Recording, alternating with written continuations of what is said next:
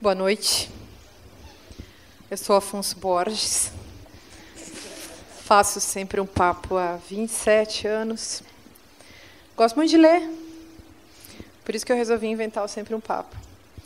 E a Márcia Tiburi foi para Nova York e me deixou na mão. Então, gente, o Afonso Borges inventou Sempre um Papo já faz quase 30 anos. E ele é muito meu amigo, eu gosto muito dele, e ele me pediu para vir aqui hoje fazer o papel dele, que é o papel que ele faz muito bem há tanto tempo. E eu estou sempre acostumada a ficar nessas cadeiras ao lado do Afonso, mas eu falei para ele que hoje eu ia fingir que eu sou ele. E eu, esses dias falando com o Afonso, o Afonso estava com vontade de fazer uns encontros assim muito instigantes. E aí rolou fazer um encontro da Socorro Racioli com Ismael Canepelli, que a gente achou que ia ser punk. E aí, o norte e o sul, né, juntar assim aqui no centro do país essa experiência cultural que também, enfim, acho que produz uma literatura peculiar, não no sentido da regionalidade, mas no sentido da própria intensidade da experiência cultural que a gente vive, que vai sempre desembocar na literatura quando esse é o nosso processo, né, quando esse é o nosso trabalho. Então, estou muito feliz de estar aqui com Socorro e Ismael. A gente vai falar da obra dos dois, dos processos, da criação, da invenção, da noção de literatura, dos problemas dos artistas na cultura brasileira. A gente vai falar de tudo. E tem o livro da Socorro, A Cabeça do Santo, publicado o ano passado, né? Agora, em fevereiro de 2014, pela Companhia das Letras. E o livro do Ismael Canepelli, que é Os Famosos Duendes da Morte, teve há poucos dias uma nova... Saiu hoje uma nova edição. Esse livro é de 2006, não é? 2010. E então, a minha tarefa é ficar fazendo perguntas para eles, tá? Depois vocês também vão poder fazer algumas perguntas. Tem um tempo aí que a gente não pode ultrapassar por conta do respeito aos trabalhadores aqui do SESC, mas a gente vai fazer o maior esforço para aproveitar bem esse momento. E eu queria começar pedindo para vocês dois colocarem as cartas na mesa. Então, queria pedir para Socorro e para Ismael que expusessem, assim, se vocês acharem, claro, que isso faz sentido, para mim isso faz sentido, mas não necessariamente vai fazer para vocês, eu queria que vocês expusessem o que é literatura para vocês, que trabalho que é esse, o que significa fazer um livro. Queria que vocês falassem sobre isso. Socorro, por favor. Eu começo? Eu sempre tenho que explicar isso, na verdade, assim, principalmente já começando a falar de como o lugar onde a gente vive influencia no trabalho, assim, no meu caso, é uma coisa que eu sempre preciso explicar, o que é isso de trabalhar escrevendo livros, porque as pessoas não compreendem muito bem como é que isso pode ser um trabalho. Na verdade, para mim, começou super cedo, não que começar cedo tenha sido definitivo, tão decisivo assim, mas foi um processo muito natural. Depois escrever um processo sempre muito natural. Eu fiz faculdade de jornalismo porque era o que me parecia mais adequado à minha personalidade. Escrever literatura é meio que optar por uma certa solidão em determinada parte do tempo, do seu ano, do seu tempo de trabalho, e em outros momentos o oposto da solidão, que é como um momento como esse, de conhecer gente nova e dividir isso que a gente constrói quando está em solidão e em silêncio com essas outras pessoas. Eu escrevo literatura para comunicar, para falar de coisas que, para mim, são muito importantes e que eu queria contar e construir histórias e narrativas sobre esses aspectos importantes para mim e comunicar para outras pessoas. Então, eu escrevo para falar e para encontrar outras pessoas. E você, Ismael? Você encontra com as pessoas quando você escreve? Eu acho que, para mim, literatura é um transbordamento, assim. Ela acontece quando eu já não consigo mais conter as coisas dentro de mim e eu preciso transbordar essas coisas. Então, tem fases onde eu transbordo muito, E aí eu gosto muito de transbordar em lugares fora dos livros. Eu adoro a literatura de blog, por exemplo. Eu fiz muito tempo literatura de blog, agora eu parei um pouco, mas eu estou com muita vontade de voltar. E eu não consigo muito bem encarar a literatura ainda como um trabalho. Eu não sei se algum dia eu vou conseguir encarar a literatura como um trabalho, porque realmente os meus processos de escrita eles estão muito próximos, eu diria, de um transe, assim. Eu nunca estou no meu estado normal, consciente e no controle da literatura. Por isso eu me sinto um pouco fora da literatura, porque eu sinto que o que chega ao público é uma coisa tão descontrolada, tão imperfeita, tão errada, sabe? Parece que o que eu estou jogando para o público é um lado tão descontrolado mesmo, um lado imperfeito de mim. Tanto que eu tenho muito problema em reler os meus livros depois que eles saem. Quando as pessoas vêm falar o que elas pensam, eu fico meio tenso, meio tímido e meio envergonhado, porque eu não me levo muito a sério na literatura, sabe? E eu não quero me levar muito a sério. Apesar de eu ler muito, estudar muito, de gostar muito de trabalhar com estrutura, de trabalhar ministrando oficinas, que eu chamo mais de quase de um guia para as pessoas, eu ainda acho que é um lugar que eu não sei exatamente o que eu estou fazendo. Eu não tenho controle nesse mundo da literatura ainda. Escuta, e como que começa? Como que começa? A pergunta, gente, essa como que começa, pode até parecer retórica, mas eu acho interessante a gente buscar não assim a origem da literatura, mas pensar quais são esses acontecimentos, essas experiências, essas, sei lá, sensações, as situações que levaram as pessoas que estão aqui, por exemplo, a se dedicar ao ato de escrever livros. Eu acho isso muito interessante. A gente podia perguntar isso também para um cara que luta boxe, né? Por que você começou? Como começa isso, né? Mas no caso da literatura, eu acho que tem um gesto aí que é sempre poético e no fundo eu estou fazendo essa pergunta sobre qual é a poiesis de vocês, né? Qual é o processo poético? Então, socorro.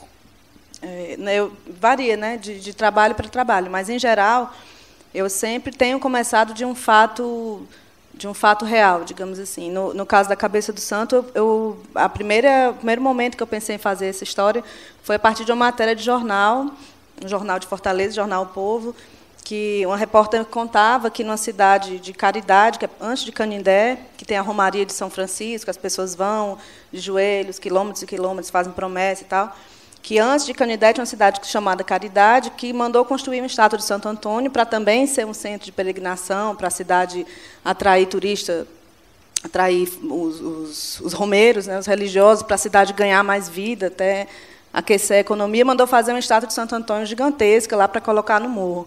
E, por um erro, fizeram um corpo, e por um erro de cálculo errado, eles montaram a cabeça no chão. É uma cabeça gigante, ela parece assim, é uma casinha.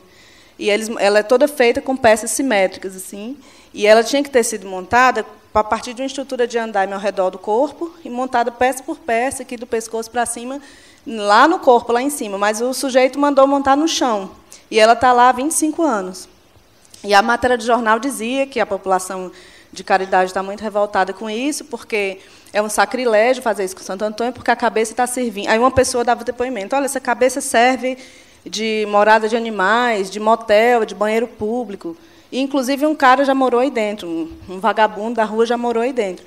E aí foi essa frase, porque eu fiquei pensando, eu fui criada em família católica, com uma avó que tinha um oratório em casa e que com uma família enorme, com os mais diversos tipos de problemas possíveis. Então, ela abriu o oratório e ela pedia para um monte de santo diferente que resolvesse um monte de problema diferente.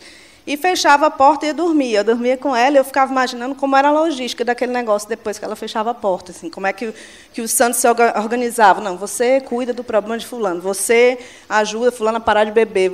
Eu ficava imaginando, desde criança, era uma pergunta que eu tinha, como é esse processo da oração. Porque a minha avó conseguia resolver as coisas que ela pedia, davam certo. Enquanto ela viveu, tudo que ela pediu deu certo. Então, eu ficava pensando como é que acontecia, da voz da minha avó até a realização do que ela tinha pedido para o santo, como é que se dava isso. Então, quando eu vi um homem morando dentro da cabeça, eu disse, bom, não dá para viver dentro da cabeça de um santo impunemente, alguma coisa tem que acontecer. E aí foi daí que eu comecei a pensar, e se um homem... Geralmente, eu acho que toda História começa com e se. Um dia você se pergunta, e se... Então, no caso, e se um homem entrasse numa cabeça oca gigante, ficasse morando, ele ouvia os pensamentos de Santo Antônio, o que é que ia acontecer? E, a partir dessa pergunta, vem todo o resto aí da história. E é uma história fantástica, você acha? Pois é, isso é um problema. Esse rótulo do fantástico já me causou alguns desentendimentos em relação a esse texto. Não dá para eu não conseguiria fazer uma história sem fantástico e sem maravilhoso com um começo desse. O sujeito dentro de uma cabeça gigante de Santo Antônio. Eu não sei como é que eu ia conseguir fazer isso, eu não conseguiria.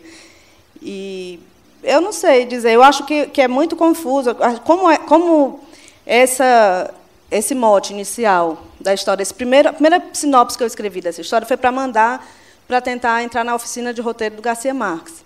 E como ficou muito associado esse livro e a isso, a oficina com Garcia Marques, as pessoas tentam achar que eu quis fazer realismo fantástico. Só que o maravilhoso e o fantástico existe muito antes de Garcia Marques, há muito mais tempo, e eu não sei se são umas coincidências daquelas, né? Não se precisa ver esse casamento assim tão direto. Enfim, mas é fantástico. Mas você acha que o Garcia Marques, influenciou muito a sua literatura? Eu li muito Garcia Marques e influenciou, mas Ariano Suassuna acho que influenciou até mais, que é uma coisa que assim, nem fica muito aparente, as pessoas falam mais do Garcia Marques. Mas o Ítalo Calvino também influenciou muito. Mas o Garcia Marques influenciou, claro, pelo tanto que eu li dele, pela história da oficina e tudo. Mas eu acho que tem muita influência de outros autores que não têm aparecido tanto. As pessoas associam mais o Garcia Marques mesmo. Não, luxo. É tipo incrível, né? Então, eu gosto da oficina, você também, né? Ela também. Todo mundo gosta da oficina. Um dia alguém dirá assim, você não foi fazer a oficina do Ismael Canepelli, da Socorro, Soalho da Martiburi? Não ia ser o máximo? Então, foi legal a oficina? Foi bem legal. Ele era simpático? Ele já foi 2006, ele já tinha os lapsos de memória, já, assim, na hora que falava de trabalho, porque a dinâmica da oficina é assim, inclusive existem 3 livros publicados com a transcrição inteira de oficinas anteriores a essa minha. Eu li um desses livros, que foi o Como Contar um Conto, e fiquei completamente obcecada que eu tinha que participar dessa oficina algum dia. Meus amigos me davam conselhos, diziam que eu parasse com isso, que isso nunca ia acontecer. E eu fiquei obcecada. Aí fiquei um ano mandando e-mails. Eu descobri que a oficina acontecia numa escola de cinema em Cuba, na famosa escola de cinema, escola de cine e televisão. E fiquei um ano mandando e-mails para a escola perguntando como é que eu conseguia entrar. E as pessoas diziam que era uma oficina para convidados, que eram convidados do Garcia Marques, ou indicados por amigos dele. Eu não tinha nenhum amigo que era amigo dele, não tinha ninguém que pudesse me ajudar. E aí eu fiquei mandando e-mail para as pessoas, para ver se alguém respondia alguma coisa diferente. Um ano. Aí, num dia que eu acordei, assim, muito dramático, e disse, hoje é a última vez. Hoje mandarei o último e-mail. Não tentarei mais, vou desistir. Aí caiu, eu achei o e-mail de uma pessoa que eu não tinha visto nunca antes. E mandei pela primeira vez para ela, que era Maria Júlia. E aí eu disse, olha, faz um ano que eu pergunto, eu já sei a resposta, mandando só para marcar que esse é o meu e-mail de desistência, mas eu queria saber, eu queria muito fazer essa oficina. Aí escrevi um monte de coisa brega, assim, que a importância dele na minha vida, um monte de breguice, muito brega. Eu não tenho nem coragem de reler esse e-mail. Claro que eu tenho até hoje, mas é muito brega. E aí ela respondeu, muito obrigada pelo seu interesse. Realmente, a oficina do Garcia Marques é para convidados, inclusive, isso era outubro. Ele já mandou a lista de 2006. Aí ela mandou a lista de 2006, ponto. Aí ela pulou assim, umas 4 linhas de suspense. Aí, na outro parágrafo, ela dizia assim, mas ele mandou 9 nomes e a oficina tem 10 vagas. E ele me disse que não teria 10ª pessoa e essa vaga está em aberto. Só que eu não posso simplesmente colocar seu nome na oficina. Você precisa me mandar em uma folha, na metade da folha, o seu currículo, na outra metade, uma sinopse de uma história. O que eu posso fazer por você é imprimir e entregar para ele. E aí, se ele gostar, ele te chama. E aí, eu fiquei desesperada procurando uma história. Foi quando eu tinha guardado essa matéria de jornal e eu lembrei, não, eu acho que essa ele vai gostar. Aí ele gostou, escolheu, e eu fui por causa do Santo Antônio. Foi esse? Foi a reza da minha avó que... Legal! Tudo foi a reza da minha avó que fez... Não, aí, só para responder rápido, a oficina funciona, são 9, no caso eram 9 escritores, cada um leva o seu projeto. Ele sentou, deu bom dia e disse, aí apontou, pode começar. Aí cada um falava a sua história e aí ele dizia, você não vai conseguir fazer nada, esse personagem não vai render, E ele ficava julgando, ajudando e orientando. Tipo um oráculo, assim. Era uma coisa, um oráculo. Não, mas era legal, porque ele sabia, quando ele dizia que o personagem não ia render, ele explicava por quê. Você vai chegar no meio da história, você não vai conseguir andar com ele. Ele falou que o seu ia render. Ele gostou, mas ele achou que era mentira, que não tinha essa cabeça. Ele disse, não, você inventou a cabeça. A realidade é surpreendente. Aí né? eu disse que tinha uma filmagem, eu tinha ido lá na cabeça antes, ele disse que só falava comigo de novo se eu provasse que era verdade. Aí eu provei, mostrei a imagem no negócio. Ah, viram só que espertinha? Gostei, hein? E você, hein? De onde vêm as histórias? Acho que cada história vem justamente de um lugar, assim. Eu acho que os famosos Os Duendes da Morte é uma história que veio muito... Eu, por exemplo, saí muito cedo do Rio Grande do Sul. Por mais que agora eu esteja morando lá, eu saí de lá com 18 anos, de Lajeado, que é uma cidade muito pequena, no interior do Rio Grande do Sul, e vim para São Paulo para trabalhar como ator na companhia do Gerald Thomas, aqui, companhia de Ópera Seca. E muito cedo eu já sentia que eu tinha que ter muitas responsabilidades, que eu tinha que dar certo na vida, que eu tinha que conseguir me manter financeiramente longe de casa, enfim, tinha todas essas questões que talvez uma pessoa com 18 anos morando com os pais não tivesse. Era uma coisa que eu tinha muito forte no meu dia a dia aqui em São Paulo, essa obrigação de dar certo. E quando eu voltava para o Rio Grande do Sul, para a casa dos meus pais, eu, de certa forma, eu podia voltar a ser o adolescente que eu não pude ser.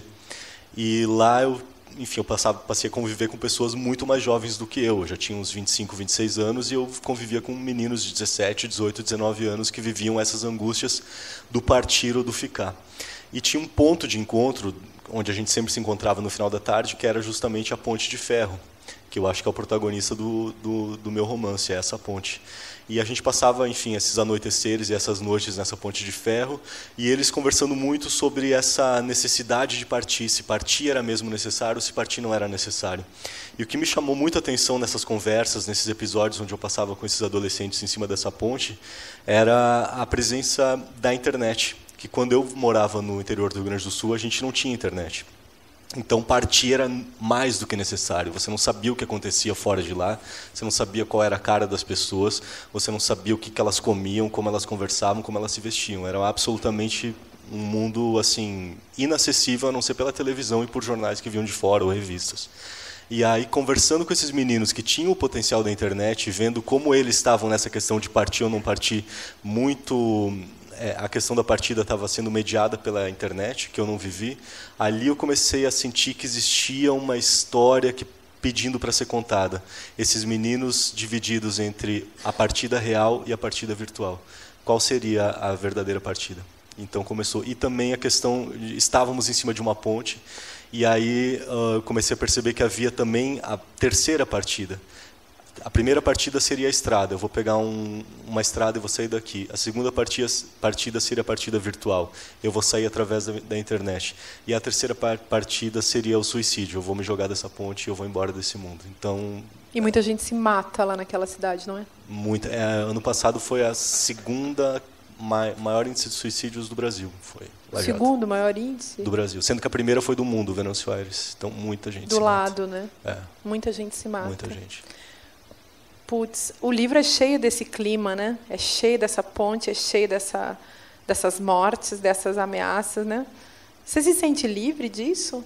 Muito, totalmente livre. Nunca passou pela minha cabeça o suicídio, não passa pela minha cabeça o suicídio hoje, nunca passou. Então, me sinto absolutamente livre da morte. Como você entrava em contato com isso? Assim, porque através o suicídio sempre apavora, né, gente? Dá medo, né? Pensar que uma pessoa é capaz de fazer tanto mal a si mesma.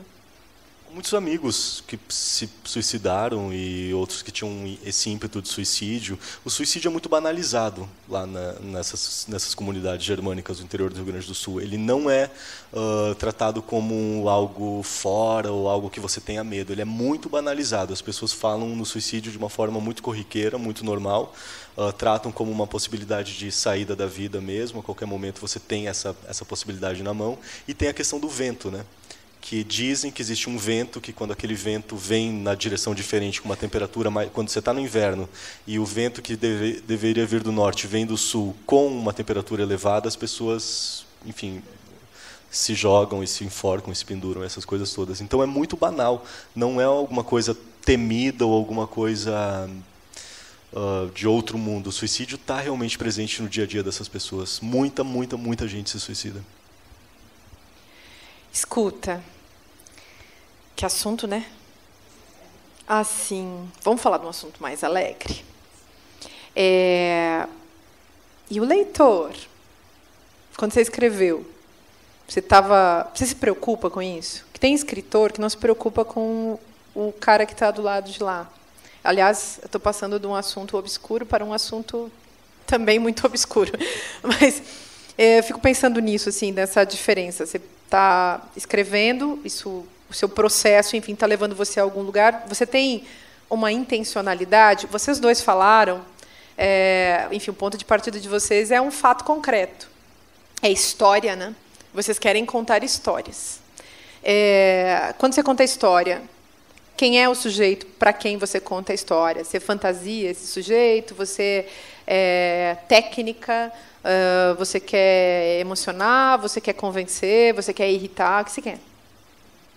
Tem duas maneiras de se preocupar com o leitor. Uma é se preocupar como se o livro vai ter êxito ou não, tentando adivinhar como é que ele vai ser recebido. Isso eu acho um fiasco.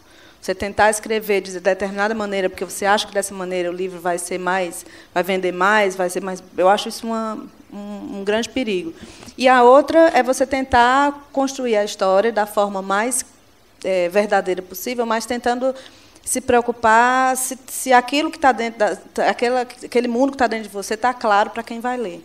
E aí isso era coisa que a gente estava conversando antes, isso que o Ismael também estudou, que é estudar a estrutura narrativa, porque existe uma bagagem enorme antes da gente, que está escrevendo agora, de estudo desse tipo de estrutura, que começa com Aristóteles, com a poética de Aristóteles e tantos outros autores, cursos que a gente fez em comum.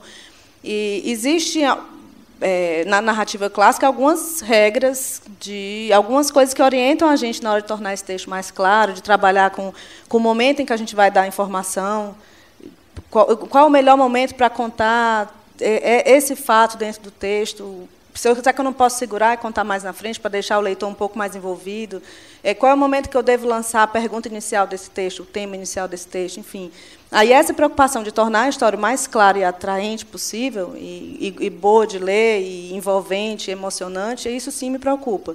De comunicar, de ser claro, mas aí o meu primeiro leitor sou eu mesma. Eu tento fazer com que isso fique claro para mim. Aí depois eu dou o texto para as pessoas lerem, assim, e vejo se está funcionando. Às vezes nem funciona, não sei. Mas essa preocupação de tentar adivinhar se as pessoas vão gostar mesmo, se o texto vai ter êxito, se ele é uma coisa nova no mercado, se ele está imitando alguém, isso aí eu acho furada.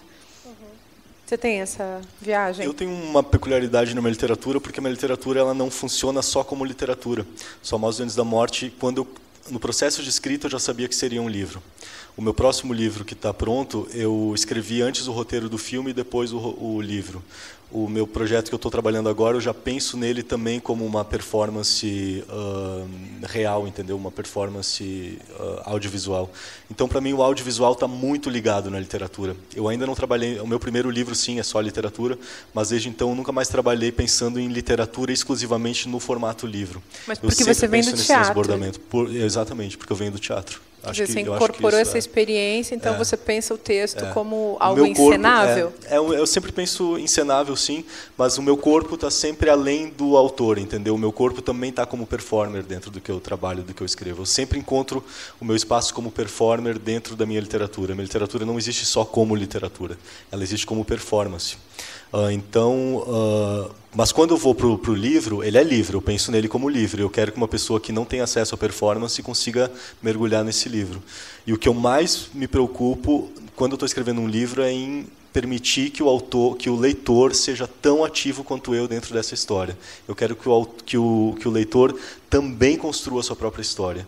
E isso faz parte dessa ideia que eu tenho de deixar espaço para o leitor, entendeu? Por isso que muito do que eu escrevo é muito curto. Eu gosto da narrativa curta porque eu acho que eu exijo muito do meu leitor, entendeu? Eu não sou condescendente com o meu leitor, eu não sou fácil com o meu leitor e eu não quero ser acessível com ele. Eu acredito, assim, uma coisa que sempre me vem à cabeça quando eu já estou passando do final para o final da narrativa, Eu acho que quem está num livro meu e chegou na metade desse livro, ele já é um herói. Ele já está na minha e ele já entendeu o que eu estou querendo falar, entendeu? Então eu começo a jogar mais, a deixar as coisas mais estranhas, a exigir mais do entendimento dele, entendeu? Eu cobro muito do meu leitor. Eu não sou um escritor que quer comunicar.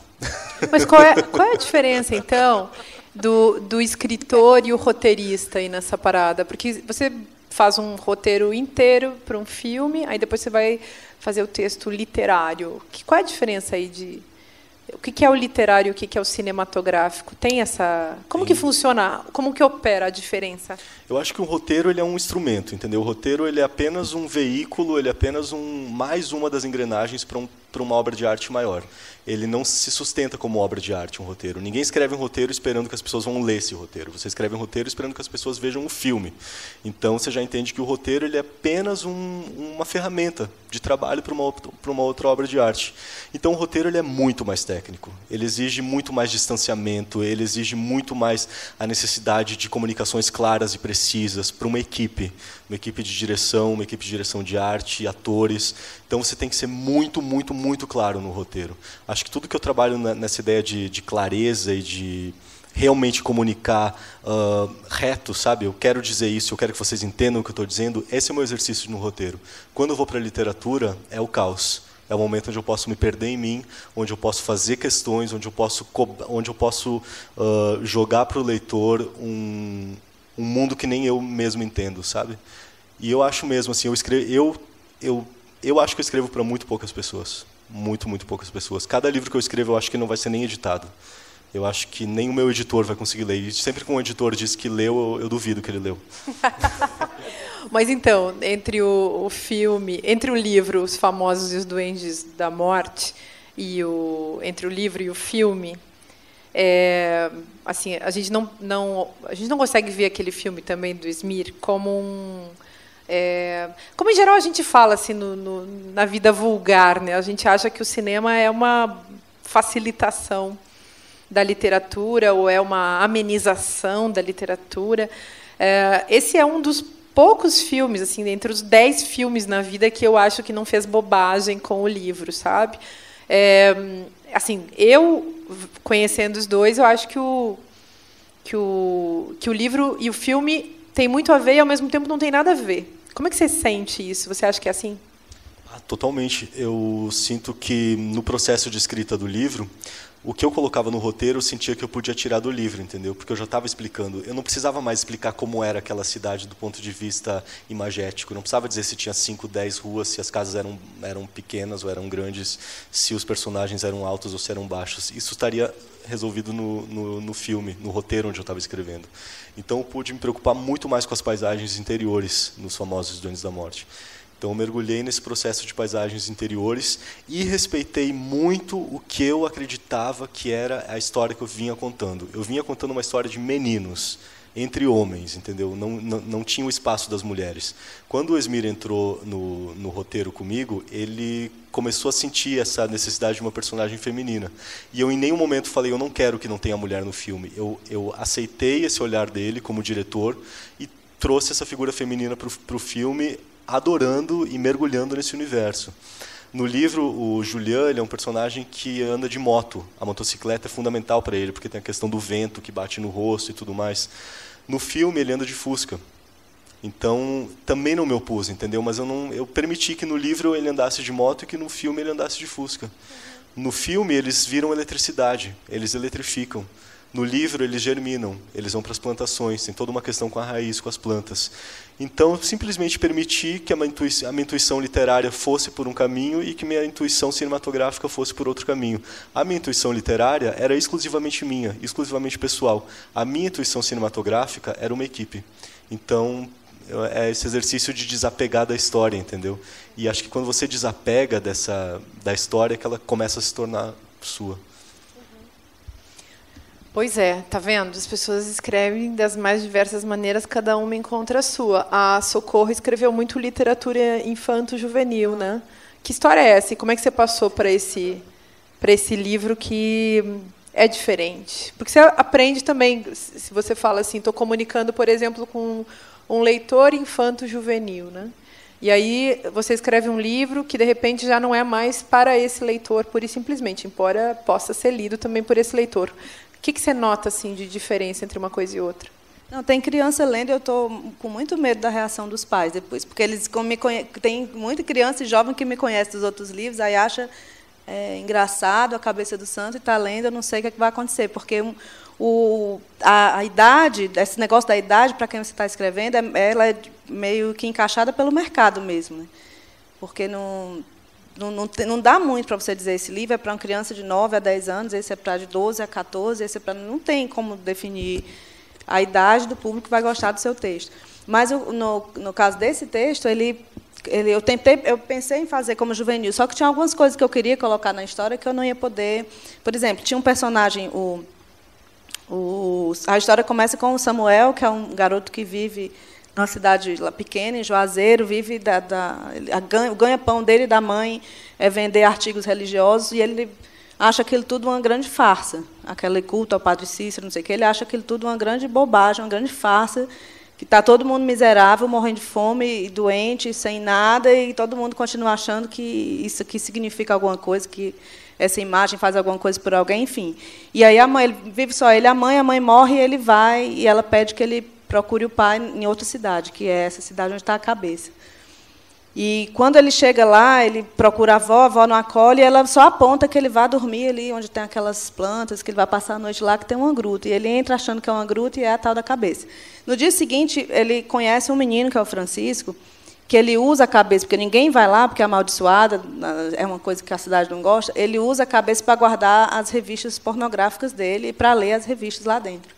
Então, é o canto do refúgio dele. Então, eu tinha coisas... Assim, isso, por exemplo, é uma coisa que eu queria muito fazer. Eu queria que a cabeça fosse profana, que a relação das pessoas com eu queria que esse personagem principal fosse esse sujeito que vai ter o dom de ouvir as mulheres rezando. Eu queria que ele fosse o menos beato, o menos religioso e o mais incrédulo possível, e que a relação com essa cabeça fosse o oposto de tudo que é a relação daquela região com a religiosidade popular.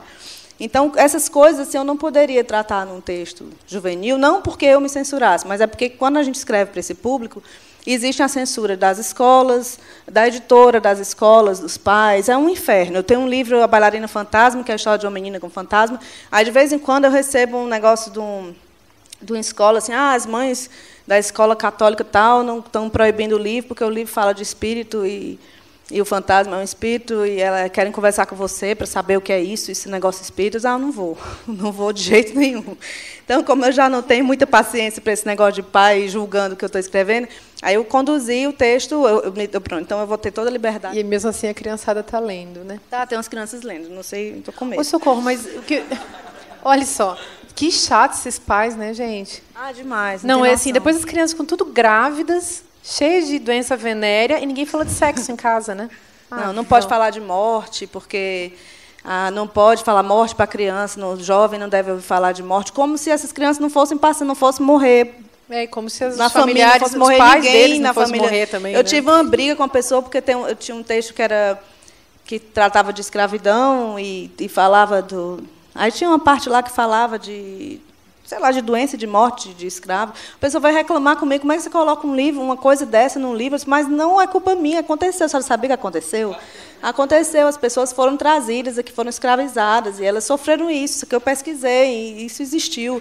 Então, tem toda uma coisa que a criança não pode ler, não pode falar de morte, não pode falar de violência, não pode falar... Como se elas não estivessem vendo isso nos Jogos Vorazes, por exemplo, assistindo esse monte de filme. Então, a escola faz um trabalho péssimo com a literatura juvenil no Brasil. Não são todas, tem umas exceções. Mas, em geral, existe essa lista de temas proibidos para quem escreve para esse público. E você, quando escreveu, então, A Bailarina, você escreveu o que você queria ou você tomou muito cuidado? Não, eu escrevi o que eu queria, porque, no caso, eu precisava só do fantasma mesmo. Precisava matar umas 2 pessoas, mas aí a cena da morte eu tive cuidado, porque eu tinha... Tem uma história muito engraçada, porque eu nunca tinha escrito nada que morresse ninguém. Não tinha experiência com isso. E aí eu chamei uma amiga que escrevia uns contos assim, que o neto pegava o avô, amarrava no trilho do trem, o avô paralítico, e o trem passava por cima, e todos os pedaços dos copos. Então, ela tinha todo o know-how para me ajudar.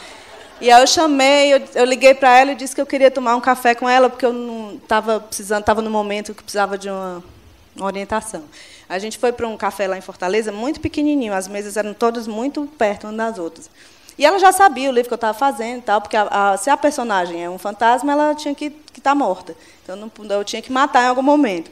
E aí eu comecei, ela disse, o que foi que você está chateada? Eu disse, não, porque eu não sei mais o que eu faço para matar essa mulher. E aí tinha umas velhinhas, assim, tomando chá perto. Eu não via, e ela viu, que elas ouviram eu falar isso, porque eu falei alto. E aí ela ficou, mas tu tem que matar mesmo? Claro que eu tenho que matar, lógico que eu tenho que matar. Não tem como não matar. E ela, mas tu não pode deixar ela viva? Como é que eu vou deixar essa mulher viva? Só que eu respondia, ela me perguntava, ela conduziu as minhas respostas de um jeito, e aí ela dizia, mas você está pensando em matar como? Eu disse, não, eu penso em matar queimada, eu acho que é o melhor. E aí ela depois me contou que a cara das velhinhas estava assim, elas pararam de comer, acabou. Era uma assassina. Aí eu matei no incêndio, mas não foi assim... Eu não torrei a menina, era só... Eu insinuei que ela foi sufocada pela fumaça. Você sabe que é o jeito mais comum de matar a mulher? Nos estudos sobre feminicídio, o assassinato mais típico contra mulheres é queimar a mulher. Queimar mesmo. O cara joga um álcool, aí depois ele diz que é um acidente doméstico. Uhum. Ele taca fogo na mulher. Sabiam disso, gente? No Brasil, na Argentina, no México... No Brasil, nem tanto. Na Argentina e no México é muito comum. É um tipo de crime interessante. Você mexer lá no barato inconsciente da fantasmagoria. Enfim. Mas aí, mais uma questão que eu quero colocar para vocês. Aí, começar aqui com a Socorro ainda, por conta, enfim, da afinidade com a questão que o seu trabalho tem. Então, você escreveu essa literatura que se coloca muito dentro desse quadro aí traçado, dessa categorização, né? E aí você escreve um livro que já tem esses outros conteúdos. Mas, digamos, tem o conteúdo e tem também a forma. Você nota que você mudou alguma coisa na forma? Eu queria que a gente discutisse isso, porque você mesmo, com a sua colocação acerca do audiovisual, do cinema, do teatro e tal, você nota que a literatura é um trabalho formal. Tem uma atenção profunda à forma. Quer dizer, e o seu trabalho também, depois eu vou ler um trechinho dos textos deles, dos livros. Vocês vão ver como eles são escritores muito cuidadosos, que escolhem muito bem as suas palavras. Eu queria que vocês comentassem um pouco isso, que você falasse dessa questão formal para você. Onde é que você tira essa carne da sua palavra? Quer dizer, fala de roteiro, fala de história, a gente está falando meio que do esqueleto, e lá pelas tantas, no corpo do texto, essa substância carnal, né? Esse músculo, assim, esse sangue, enfim, esse elemento que digamos, mais afetivo, mais sensorial. Como é que é isso? Eu tenho duas etapas de trabalho quando eu estou escrevendo. Eu tenho um primeiro momento que é puro técnica. Que eu fiz, depois desse curso Garcia Marques, fui fazer outros cursos de roteiro, e esses cursos me ensinaram muito de técnica mesmo, de organizar a história, de meio que visualizar a história em gráficos ou em fichas, enfim, de ter um mínimo de método para escrever. Então, esse meu primeiro momento é técnico. Eu começo com um caderno, estruturo o que é que vai acontecer, eu só começo quando eu sei o final, então eu fico naquilo até saber o que é que vai acontecer no final. Isso é uma coisa que muitos autores não fazem e dizem que não dá certo, mas, para mim, eu só consigo se eu souber o final quando eu começo a escrever. E aí eu faço todo um trabalho de estruturar primeiro, mais ou menos, em que momento da história eu vou contar determinada coisa, o nome dos personagens, data de nascimento, se for o caso, enfim, lugar, onde é que a história vai acontecer, qual é o tempo dessa história, quanto tempo isso dura, ou se isso não vai ser importante, se as datas vão ser importantes ou não, se isso vai ser apagado. Então, depois que eu faço que eu tenho tudo isso na cabeça, e geralmente isso culmina em fichas, onde eu escrevo o resumo de cada capítulo, então eu já sei quantos capítulos eu vou fazer, já sei o que tem em cada capítulo, já sei quem são essas pessoas e mais ou menos como é que vai terminar. E aí eu vou para o computador. Aí é nesse momento que acontece aquela parte do trabalho com literatura, para mim, que eu não sei explicar, nem sei ensinar, nem sei dizer direito como acontece, porque surgem aí vão surgir coisas que eu só sei de onde estão vindo depois que o livro está pronto e eu releio e eu vejo que isso, na verdade, tem a ver com alguma experiência minha ou tem a ver com outra coisa que eu li. Surgem as intuições, surgem personagens, surgem situações que é a parte do trabalho onde entra mesmo isso que as pessoas chamam de inspiração. Que eu não começo com inspiração, eu começo com técnica. Eu tenho esse clique sobre o que é que eu vou escrever, faço essa parte bem técnica e metódica mesmo, e depois, na hora de colocar a carne nesse esqueleto que eu construí, é que surgem coisas que eu que vem, não sei de onde não, eu sei, é da minha experiência de vida, da minha experiência como leitora, dos filmes que eu assisto, das pessoas que eu conheço, de tudo, de toda a arte que eu consumo o tempo todo. E daquela coisa que a gente estava falando antes, das pessoas que eu tenho raiva também. Aí elas aparecem quando eu preciso de um personagem que eu quero maltratar. Essas pessoas que me maltrataram, elas surgem nesse momento. Você se vinga? Vingo, claro, me vingo. Claro, bem tranquila. Vocês viram como ela é tranquila? Me vingo, sim. Então conta uma situação para a gente rir, por favor. Deixa eu lembrar. Alguma assim que não seja comprometedora? É porque eu misturo muito, aí é difícil de dizer, porque eu ia ter que passar a noite contando histórias assim, porque eu misturo os personagens, mas tem... Quer dizer, lendo o livro, a gente pode imaginar que tudo aquilo ali, muito daquilo ali, quando tem uma pessoa assim, mala, ela veio da vida real. Tem muito mala. Mala no livro e mala na vida real, misturado, assim. E eles nem entendem, eu estava contando antes que eu escrevi um conto com raiva de uma pessoa, e a pessoa leu, aí eu mudei, assim, a pessoa tem 2 filhos, eu pensei que tinha só um, a pessoa mora não sei onde, eu pensei que morava não sei onde, aí ela leu e achou ótimo, e disse, olha, muito legal essa história, que era uma mulher muito, meio classe média lá de Fortaleza, classe média alta de Fortaleza, que é muito snob, que tem 4, 5, 10 empregados em casa, aí a empregada disse que precisa faltar porque o filho está doente, aí ela é um absurdo, porque é o dia que ela ia jogar com as amigas, toda quinta-feira ela joga com as amigas, como é que ela faz isso? Justamente no dia que eu mais preciso. E aí eu contei mais ou menos a história assim, mas a personagem tinha umas diferenças. Aí ela leu, a sujeita leu e disse, é ótimo, isso acontece demais. Horrível, o pessoal não tem coração. Gente, né? Essa gentinha. Ai, coisa horrorosa. Foi ótimo. Eu acho muito pertinente isso. No mínimo, gente... A literatura serve para vingança. E eu acho que as pessoas deviam ficar escrevendo e pararem de encher o saco dos outros também, sabe? E parar de se ressentir. Esses dias eu tive que assistir uma missa. E aí eu estava escrevendo uma parte lá que era um padre. E aí eu comecei a anotar no caderninho todas as asneiras que o padre falava. O padre nunca vai ler meu livro, né? Mas é bom. Ele merecia, sabe? Ele ficou gravado para sempre, com todas as suas asneiras homéricas. E você, hein? A palavra. Tem como sempre, né? A parte quando eu vou trabalhar, o roteiro é super estruturado, super início, meio e fim, turning points, primeiro, segundo e terceiro ato, tudo mega estruturado. Aí eu vou para o roteiro, assim, estruturo muito antes, trabalho muito na estrutura. Quando eu vou para a literatura, não. A minha literatura não tem, acho que não tem nem 3 atos a minha literatura. A minha literatura é sempre um estado, entendeu? Os meus personagens, até hoje, os poucos que eu criei, os poucos livros que eu escrevi, eles são sempre num estado pré-primeiro passo. Eles são sempre nesse limbo, nesse lugar onde você está cozinhando uma ação.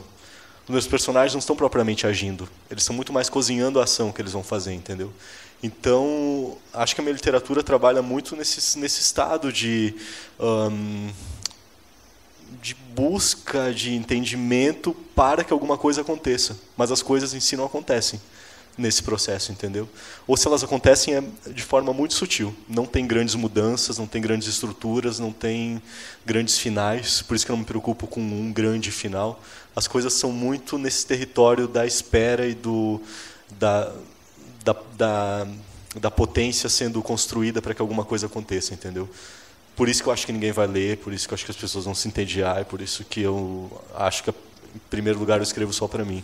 E depois eu faço esse primeiro tratamento do meu texto, que muitas vezes ele é muito grande, muito longo, porque a primeira pessoa para quem eu estou contando a história é para mim mesmo. Então eu sinto que eu às vezes me torno muito redundante, eu repito muitas coisas para que eu consiga entender a minha própria história. Então, esse primeiro tratamento é um tratamento escrito sem julgamento. Eu não julgo o que eu estou escrevendo. Eu vou colocando, eu não me preocupo com início, meio e fim. Tem coisas do final que às vezes voltam no meio.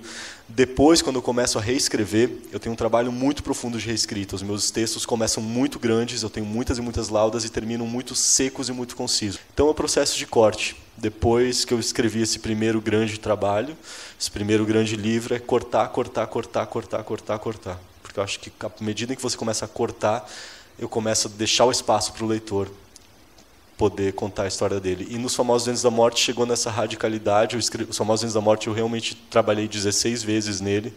E no meu último tratamento eu realmente cortei frases no meio. Assim. Eu comecei a... Se eu já sabia como aquela frase ia terminar, eu passei a cortar. Sem dó nem piedade, sem me preocupar com essa incompletude que as frases vinham trazendo, e eu acho que isso acabou configurando um estilo para o livro. Eu acho que sim. Eu adoro esse livro, gente. Eu e o Juliana adoramos esse livro, e outras pessoas também. Nós vamos passar a palavra para vocês daqui a pouco, mas eu queria fazer uma coisa aqui. Eu vou ler o começo do livro da Socorro, e vou ler o começo do livro do Ismael. Aí eu vou pedir para a Socorro fazer uma pergunta para o Ismael, e para o Ismael fazer uma pergunta para a Socorro. Tá? Que é tudo de brinquedo, né? Então a gente pode. Então, A Cabeça do Santo, começa com um capítulo, né, que chama Caminho. É o primeiro. Segurem aí, que é o seguinte. Ele não tinha mais sapatos, e seus pés, àquela altura, já eram outra coisa, um par de bichos disformes. 2 animais dentados e imundos, 2 bestas presas aos tornozelos, incansáveis, avante, um depois do outro avante, conduzindo Samuel por 16 longos e dolorosos dias sob o sol. Nos primeiros dias, o sangue e a água que minavam das bolhas arrebentadas nos seus pés chiavam em contato com o asfalto em brasa inclemente. De tão secos, fizeram silêncio. Surgiu uma pele nova, quase um couro de cobra, esturricado, admirável engenho da natureza para os que não podem contar com nenhum lapso de piedade do inimigo. As pernas, gêmeos paradoxos. Quanto mais magras, mais fortes. Os músculos cresceram até nas canelas sujas que sustentavam as coxas de pouca carne. Ele, sujo como o desenterrado, andando sempre em linha reta. 16 dias. Por vezes olhava para baixo e temia que o ventre colasse de vez nas costelas, como na história do homem caído que a mãe, Mariinha, contava. Dizia que foi num dia de muito calor, pior que o sopro quente de sempre, quando ela ouviu alguém bater palmas diante de sua porta. Foi abrir, levando a alegria discreta que sempre doava aos vizinhos ou aos compradores de chapéu. O sorriso acabou-se no espanto, porque ali estava um homem esticado no chão, tão faminto, que a pele da barriga colara nas costelas. O desmaiado era bonito e foi isso que o salvou. As mulheres da vizinhança não demoraram a ferver um mingau de milho, cozinhar uma galinha gorda, 1 quilo de arroz refogado com alho e sal, uma panela grande de farofa com carne seca e coentro, 9 copos de leite com canela e 8 ovos cozidos. Não faltaram voluntárias para trazer os pratos, dar comida na boca, fazer a barba, limpar o rosto com um pano perfumado de colônia. Foram 2 dias de comilança para que a barriga do desinfeliz descolasse das costelas, fazendo um estalido seco e alto que se ouviu por todo o horto. Voltou dos mortos, tão cheio de desejo, que não demorou para que pedisse a mão de uma das moças em casamento. Era Estelita, a que lhe trouxe mingau de milho. Samuel também tinha o ventre quase colado nas costas, e oxalá ainda fosse possível desgrudar quando chegasse a hora. Alguém ajudaria? Alguém daria comida a um desenterrado? Pensava na galinha cozida, nas bananas, nas mãos da mãe enchendo seu prato de louça branco leitoso, com as bordas quebradas e a pinturinha de flores descascada. Das mãos da mãe, ele tentava não lembrar. Era uma dor sem nome. Sapatos, as pernas da calça, mangas da camisa, o parco dinheiro. Tudo ficou pelo caminho. Existe quem compre mangas de camisa, e isso é espantoso. Seu torso mal protegido tinha 2 cores. Os braços queimados de sol não serviam para nada além de sustentar as mãos. Das coisas que um corpo exige, ele não tinha quase nenhuma. O corpo pede e pune, na mesma medida. A mala que levava quando deixou a casa ficou pelo caminho logo no 5º dia. Ou isso, ou a fome. Trocou por um prato de carne cozida e baião de 2. A dona de uma pensão aceitou, de má vontade, só porque precisava de uma mala para guardar as toalhas das mesas.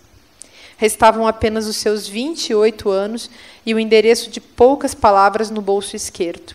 Às vezes, o pequeno pedaço de papel pegava fogo e torrava a única pista do seu destino. Samuel enfiava a mão no bolso com desespero. Era o pior do elenco de pesadelos daquela jornada. Ele queria chegar lá, no lugar indicado por 8 palavras e um número. Chegar lá era a única coisa que tinha na vida. Os cabelos escuros e lisos cresciam rápido e já escorriam de forma irritante sobre a testa, atrapalhando a vista. Tinha olhos pequenos, sobrancelhas fartas e juntas acima do nariz, boca carnuda e traços de índio herdados da mãe, Mariinha. Samuel era um corpo magro e faminto, quase uma sombra que não parava de andar. Quase 10 horas de caminhada por dia, pouca água, comida rara, sono em cotas breves. Tudo ficou pelo caminho. Juventude, alegria, pedaços de pele, mililitros de suor, quilos do corpo e os parcos e velhos fios de esperança de que houvesse alguma coisa invisível que ajudasse os homens sobre a terra. As esperanças nunca foram suas, eram de Mariinha. Ele as usava por empréstimo em casos raros. Naquele momento, Samuel não tinha fé nenhuma das coisas do espírito. Do outro lado da estrada, em direção contrária, caminhavam exemplares do seu extremo oposto. É lindo, né? Viu? Você gosta de se ouvir? Não gosto não. Eu fico encontrando defeito. Você encontrou? Não, mas olha esse fim aqui, ó, gente. Acostumei. Do outro lado, quando eu li essa frase, eu fiquei impactada. Do outro lado da estrada, em direção contrária, caminhavam exemplares do seu extremo oposto. É tão incrível, é maravilhoso. Enfim. Ó, escuta aí. Eu estou lendo porque eu gosto de ler, tá, gente? Podia pedir para vocês lerem, tá? Mas isso é para vocês ficarem chocados com o que vocês escrevem. Olha aqui. Então, eu vou ler a segunda parte aqui do Ismael. Diz assim, dos famosos e os duendes da morte. Acordei um tempo depois sem saber que horas eram. Pelo silêncio da casa, minha mãe dormia. A televisão estava desligada. Talvez fosse tarde. De vez em quando uma tábua estalava, reagindo ao frio, que aumentava um pouco mais a cada hora. Como a rua estava deserta, os cães não encontravam motivo algum para latir. Os trens, que antes passavam a cada 2 horas, nunca mais nos acordariam no meio da noite. O tempo deles também era passado desde que as linhas que seguiam para o norte haviam sido desativadas. Como consequência, ninguém mais desceu ao sul. Vivíamos naquele lugar onde todos dormiam à mesma hora para acordar o mesmo dia. Lá, se lá ainda existisse, seria assim. As estações, por mais definidas, pouco influenciavam na intensidade real dos acontecimentos e nada contribuíam para que alguma mudança real operasse sobre as pessoas e seus destinos, as vidas precisando se parecer para nenhuma chamar a atenção. Alguns partiam e, quando voltavam, se surpreendiam com a incapacidade de mudança que a cidade conservava. Prédios antigos davam lugar a construções utilitárias. Árvores eram arrancadas para não sujar os carros e as gramas que cresciam entre os paralelepípedos sufocavam sob grossas camadas de asfalto, mas por dentro todos continuavam exatamente iguais. As mães perdendo os filhos, as meninas engravidando, os idosos apodrecendo, tudo tão depressa. Não é preciso ser velho para sentir o tempo. O mundo acontecia longe demais de onde estávamos. As pessoas repetiam que, quando você acorda, a vida já passou. Um mantra de negativismo que eles suportavam e repetiam até se tornar banal. Um karma insuportável. A voz dos mais velhos ecoando dentro dos pequeninos. Quando você acorda, a vida já passou.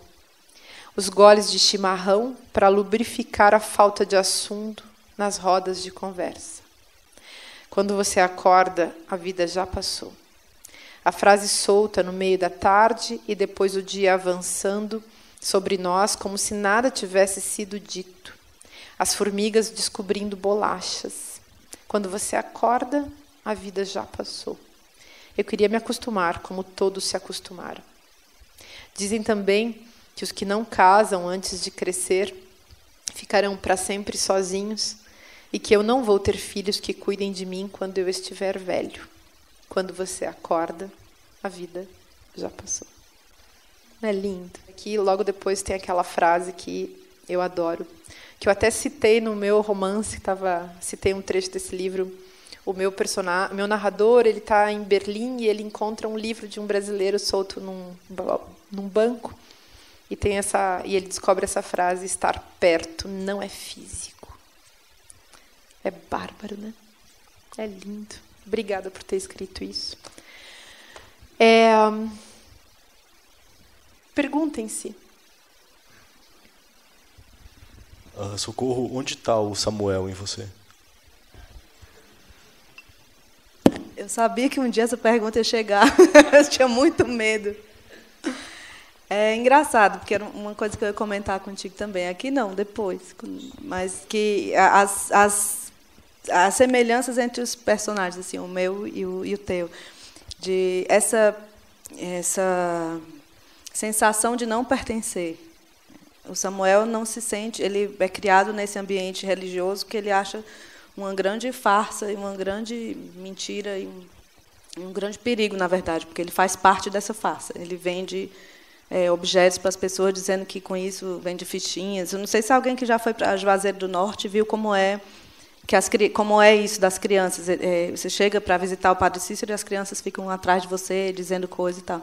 Então, ele tem essa sensação de não pertencer, de querer ir embora. E eu acho que é isso que é meu do Samuel também. Eu não tem algumas coisas. Minha família toda, tanto de pai como de mãe, é toda de sertão e de outros estados do Nordeste. E eu sou a primeira geração que nasceu na capital, em Fortaleza. Mas eu me sinto muito mais identificada com essa realidade de cidade pequena, de sertão. Por mais que eu viaje um monte e adore. Enfim, eu não me sinto nem lá nem cá, eu não meio que não pertenço, porque toda a raiz da minha família, todas as histórias que eu ouvia, são histórias de cidade pequena. Eu acho que é muito esse incômodo, essa relação com família e com essa sensação de não pertencer. Eu que pergunto agora.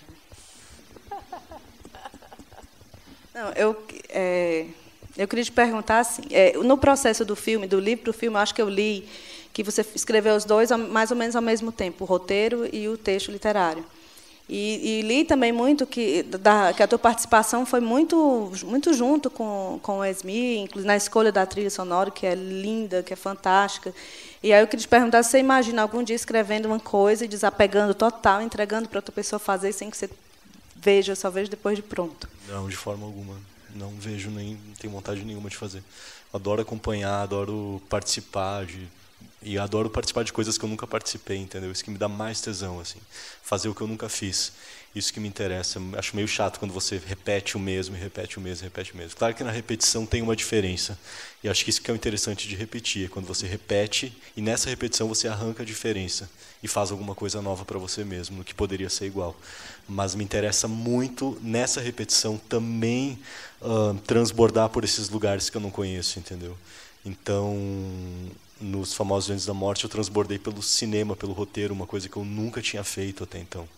Agora, no meu próximo trabalho, de novo uma parceria com o Esmir, estava no roteiro que eu já transbordei, estou atuando no cinema também que eu já atuei, mas eu estou farejando e tentando encontrar um lugar novo para eu estar nesse trabalho. Eu eu não me interesso assim, pegar a minha obra e passar para alguém e deixar que alguma pessoa se aproprie do que eu esteja fazendo e crie. Enfim, se quiser fazer, pode fazer, mas eu sempre procuro estar perto, estar acompanhando, mas não para controlar, sabe? Mas para transcender também, para descobrir novos territórios, assim. Eu gosto disso. Bonito. Bom, gente, obrigada aí pela parceria. Vamos passar o microfone, então, para... Como que funciona, hein, Paula? Aí as pessoas Quem podem... quiser, levanta a mão. Eu aproveito para lembrar todo mundo para preencher essas fichinhas ali, porque nós vamos sortear um livro de cada um, ó, no final do evento. Daqui a pouco a gente vai recolher as fichas. Já tem uma pergunta aqui na frente? A pergunta para os dois. Para mim, fora da literatura não há salvação. Então, nesse processo de escrever, né, ainda que o Ismael escreva cinema, é escrever. Vocês se veem fazendo outra coisa? Vocês fariam outra coisa que não escrever? Eu faria mais coisas, mas sempre escrevendo. Mas faria, sim, mais coisas, com certeza. Eu gosto da aula, eu tenho um lado B na minha vida, e eu me vejo fazendo as duas coisas. Na verdade, eu faço as duas coisas, mas não mais. Só isso. Eu acho que uma pessoa que se suicidou, eu acho que ela não jogou a vida fora de forma alguma. Eu não vejo com preconceito suicídio. Eu acho que é uma saída legítima para a vida. Mas eu acho que é importante você tentar transformar a sua vida numa obra de arte, entendeu? Se essa obra de arte vai terminar numa linha de fuga, vai terminar numa morte, é onde ela chegou. Mas eu acho que é muito importante a gente sempre tentar ver a nossa vida, a nossa existência, sob o prisma de uma obra de arte. Acho que isso é o mais importante, por mais que a gente não seja artista. Mas tentar entender onde está a obra de arte no nosso dia a dia e tentar arrancar alguma poesia do nosso viver. Não, sabe que as pessoas adorariam fazer perguntas bobas e elas não fazem, porque elas acham que quando a gente está numa parada meio intelectual, assim, tem que ser tudo muito inteligente. Né? Diz ela que tem uma pergunta boba aqui, ó. Faça. Boa noite, meu nome é Felipa. A pergunta é: disciplina. Vocês se torturam por cumprir prazos, por serem disciplinados? Existe essa luta de uma rotina que crucifica, que pode sufocar? Obrigada. Eu não tenho rotina nenhuma, eu só escrevo quando eu estou com muita vontade. Eu não me dou prazos, eu não estipulo 8 horas de trabalho por dia. Eu acho que isso mata a minha criação mesmo. Quando eu estou escrevendo alguma coisa para alguém, como para o Esmir, por exemplo, que está ali, aí eu tenho que cumprir prazos e entregar. Mas quando é o meu trabalho, eu não tenho essa ideia de disciplina. Porque muitas vezes para mim, escrever tem que ter prazer, tem que ter muita vontade, entendeu? Então, às vezes, eu escrevo durante uma madrugada inteira, eu vou dormir às 7 da manhã com a cabeça fervendo, acordo às 2 da tarde, escrevo até às 7 da manhã do dia seguinte, passo 3 dias produzindo muito, e depois eu passo 3 meses sem conseguir nem reler aquilo que eu escrevi. Então, eu não me cobro no meu processo criativo, de forma alguma. Nunca. Eu me cobro totalmente. É tudo o oposto que ele falou. A gente podia ter vindo de cores opostas, assim, um de preto, outro de branco. Não, totalmente. Quando eu tenho um projeto para escrever, geralmente eu já tenho acertado com a editora. Então, a editora já me diz o prazo e eu já me organizo dentro desse prazo, no tempo que eu tenho, assim, no tempo que eu consigo ter, o que me sobra, porque a gente está sempre fazendo muitas coisas diferentes, na verdade. E aí eu organizo, faço as fichinhas, faço cronograma, aí diz, eu não obedeço, aí risco, aí faço outro, mas eu me cobro muito, assim, e as editoras, tem alguém, não sei se tem alguém da companhia aqui, e a editora cobra muito também, as editoras cobram muito também, porque já quando começa a pensar o livro, já imagina mais ou menos que vai ser lançado não sei quando, então tem todo um calendário a cumprir. E aí eu me cobro, eu tento ter disciplina, eu queria ter mais, inclusive, eu queria ter um horário mais fixo para escrever, e tudo, totalmente o contrário. E funciona, né? Funciona. Aí isso é que me faz conseguir escrever com tranquilidade e com prazer. Eu já tentei ter meio que me libertar disso, escrever quando dá, mas aí isso me angustia. Talvez eu seja muito controladora, eu preciso controlar ali, saber ter aquelas fichas, saber o tempo que eu vou levar, sei lá, isso me dá segurança.